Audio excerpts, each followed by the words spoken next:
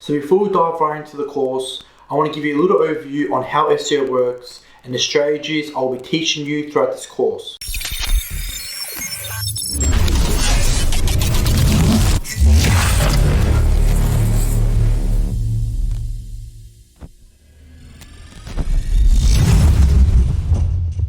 So the reason why SEO matters is because when someone searches something up on Google, you want to make sure your website is found in that relevant search. So you want to be found on the first page of Google, whenever someone searches for those keywords in your niche. This is going to be driving a ton of traffic to your website for anyone looking for your products or your services. So a better way of looking at Google is to treat it like a spider, where it's crawling your spider web. The bigger your spider web is, essentially the more traffic you're going to be getting. Now, the way you guys want to do this is by having a ton of relevant content on your website, having social shares, making sure your pages are fast and optimized, and also having a ton of backlinks.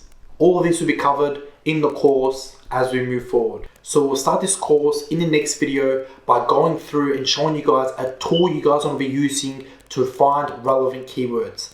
After that, we're going to be showing you guys how to optimize your website. We then start looking into writing blogs and the best way of optimizing your blogs. After all of that is done, we move into generating backlinks, which is done in 2 stages. Stage 1 is when you guys go out and generate weaker backlinks and easier backlinks, whereas stage 2 is when you guys go generate the stronger backlinks. Just follow along, because I promise you guys all these strategies will be explained, and even if you're a complete beginner, by the end of this course, your website or your client's website will rank on the first page of Google if everything is done right. Something I really do want to stress is that SEO is a long-term strategy. So with all the strategies implemented, it will typically take anywhere from 3 weeks to 6 months to see your website ranking, depending on the competitiveness of your keyword. So in the next video, we're going to dive straight into looking for relevant keywords that you guys want to rank for,